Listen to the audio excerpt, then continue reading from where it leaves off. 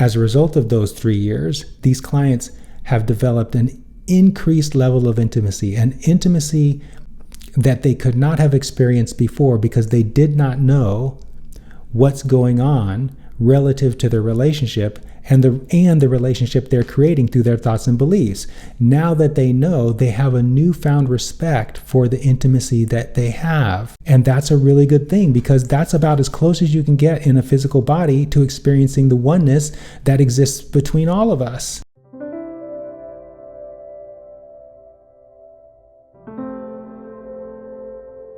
Welcome to Worthiness Wednesday. I'm Perry Gruber, the Enlightenment Guy. For over a decade, I've helped people master their mindsets so they can create lives they love and get results without the burnout or the hustle.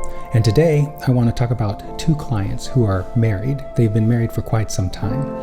And these clients both now are masters.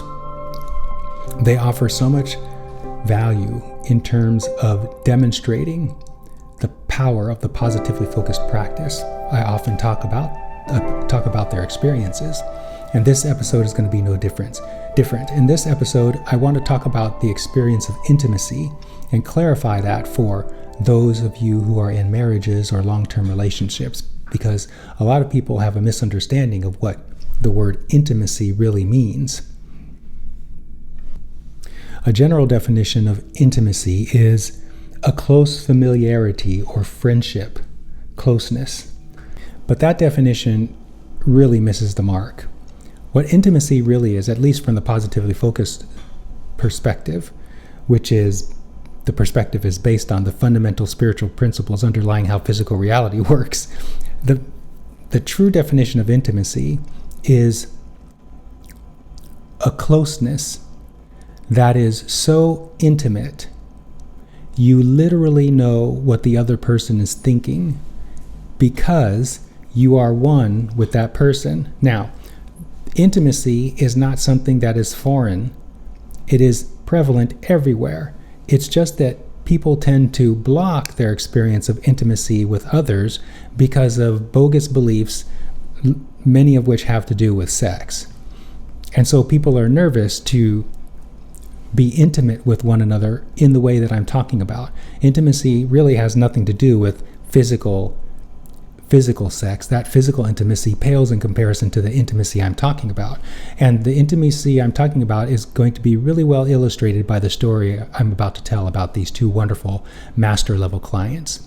So as I said, these 2 clients have been married for many years, and as a result of their time together, you would find humorous how they interact.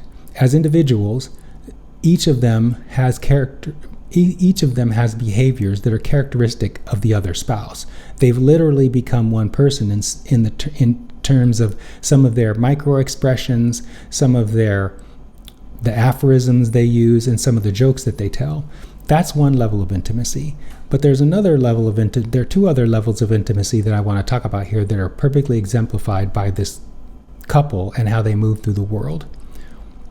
The first level of intimacy I want to talk about, and it's the 2 levels are just 2 dimensions of the same intimate coin, as I defined it a minute ago. So again, intimacy occurs when you are so close with another person that you literally begin to experience the oneness that exists between you and another person. And that is not limited, again, that's not limited to spouses or people in long-term relationships. You can have that level of intimacy with a stranger because you are one with everyone in your life experience. But these 2 people, as I said, perfectly illustrate what I'm talking about. So one of the ways in which they resist this level of intimacy is because the intimacy they have is so raw.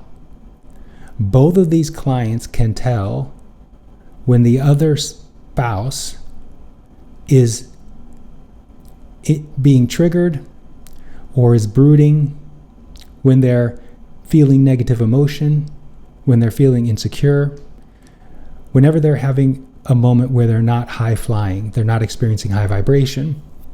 And typically, when these 2 people have these experiences, each one of the 2 people has a visceral experience of what the other person is feeling. Now, this should come as no surprise because when when you are living with someone for a long period of time, as I said a minute ago, the veil that seems to distinguish two people as separate individuals begins to thin, and you begin to be able to perceive what's literally going on in that other person.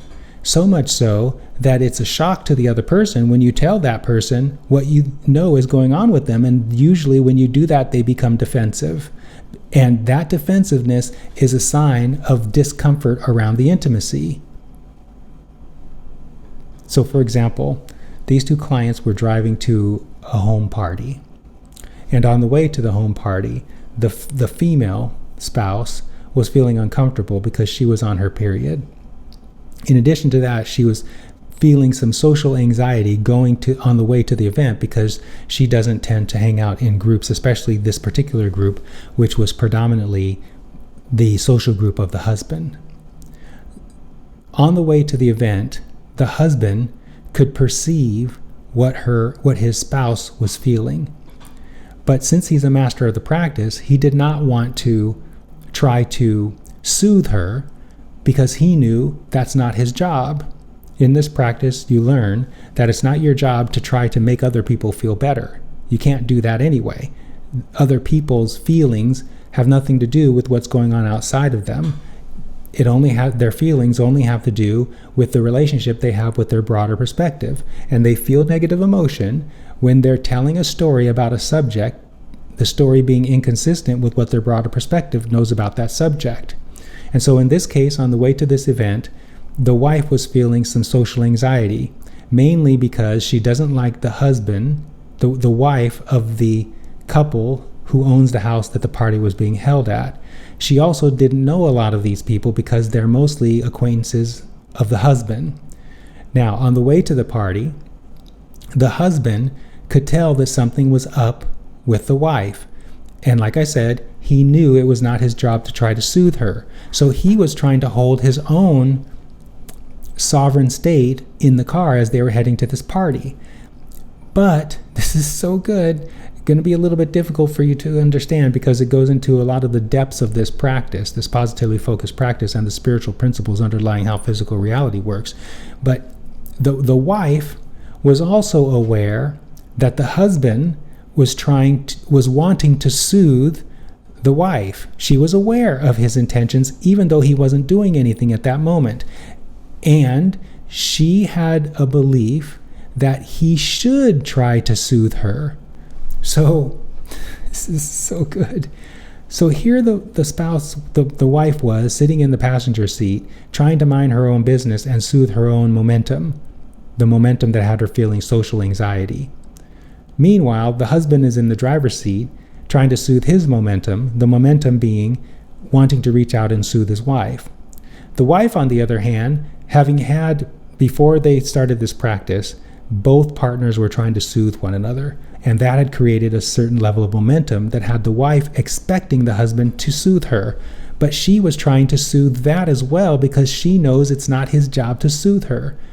But the momentum is so strong that the husband kept collapsing into the momentum of the wife's expectation. And so what that looked like in the car was, I'm going to mock it, so the husband's driving the car, and he every once in a while he would go, "Are you okay?" And they say, "Never mind," like that. "Are you okay?" "Never mind." And he did that like 5 or 6 times on the way to the party. And the wife wanted to tell him, now I know this because I talked with both parties in their individual sessions. The wife wanted to tell him, "Would you just mind your own fucking business and let me deal with this myself?" But she couldn't because she knew that would be soothing him. You see that? He was having his own disturbed momentum as he kept collapsing and then recovering from the expectation that the wife had that he should soothe her, because before they both started this practice, the expectation that he should soothe her was loud and clear to him, and so he would collapse into that momentum and try to soothe her. That was before they both became clients. So here they are, both of these people, working through the momentum of past beliefs about each other and about themselves. It's so good. It was also very difficult for the wife because she was not only feeling uncomfortable because her period was coming on, but they were also heading toward this event where she was going to be essentially all by herself. Everyone else was familiar with each other, including the husband. So the wife and I talked about this experience, and when I clarified for her what was going on, she totally shifted her demeanor around the entire experience. And she recognized in our conversation that this was a golden opportunity for her to soothe some significant momentum that was causing her to not feel as though her husband loved her. So they got to the party, and she sat under the gazebo by herself while the husband was up near the barbecue interacting with his friends. And at one point, he looked over and asked her if she was okay, and she said yes, but her words were not consistent with how she was emanating, how she was being. And so he knew that there was something up, even though she said she was okay. Meanwhile, she wasn't okay. She was really working on trying to soothe her negative momentum of being in this event and feeling social anxiety. She was doing a pretty good job of it, but it was still emanating from her. The discomfort she was experiencing was emanating from her. So eventually, the husband decided that he would check in with her to see if she was ready to go. And when he did, she immediately said, "Yes, I'm ready to go." And that threw him into negative emotion because he interpreted her desire to leave as not being happy being at the event, and he really wanted her to be happy. Now, here's the thing. This is very complex, as you can hear. As the reason why he was disappointed that she was wanting to go was because he had an expectation that she should be happy at this event. And his expectation that she be happy was based on all the times that they had gone to an event where she was unhappy. So he was responding more toward what he didn't want, her being unhappy, than what he wanted, her being happy. And as a result of that, in his life experience, he was creating a version of her at this party where she was unhappy. And when he asked her if she was ready to go and she said yes, he interpreted that as her feeling relief. And he was right.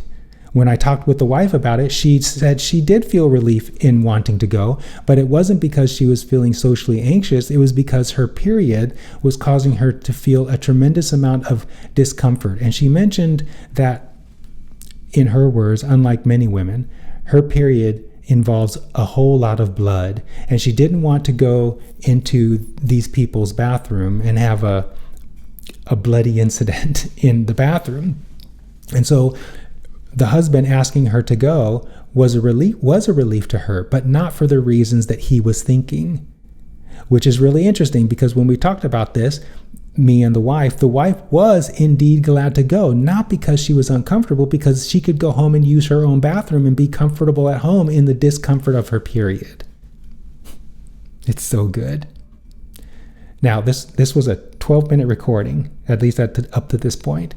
I shared a lot in these 12 minutes in a very complex dynamic interplaying between a husband and a wife who've been together for 20 years. 4 or 3 of those years being in the positively focused framework. And as a result of those 3 years, these clients have developed an increased level of intimacy, an intimacy that they could not have experienced before because they did not know what's going on relative to their relationship and the relationship they're creating through their thoughts and beliefs.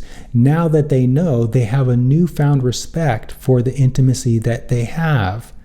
It's still not pleasing to neither one of them because they still have old beliefs that have them think that negative experiences, like knowing that your partner is unhappy, even though they're saying they're not, is a bad thing. That's not a bad thing. That is what intimacy is about. Intimacy is about knowing what your partner is thinking, even though they're not telling you. And that's a really good thing because that's about as close as you can get in a physical body to experiencing the oneness that exists between all of us. It's about the deepest level of intimacy while in a physical body that you can have with another person. And that level of intimacy can happen without you taking off a stitch of clothing. It's a really good thing to have that level of intimacy. The problem with most relationships is that many people in those kinds of relationships can't handle the intimacy because they don't have a stable foundation of their own security, knowing that they are the creator of their reality, including the reality that is their spouse. But you can have that stable foundation. It's the same stable foundation that these two clients and all my other clients are discovering in their relationships. You can develop that foundation by becoming a client. I have put links in the description of this video in which you can test drive being a client with me, or if you're ready, you can become a full-fledged client. No matter what you do, I've enjoyed sharing this video immensely. It was a rather short one, but it was dense, worthy of a second listen.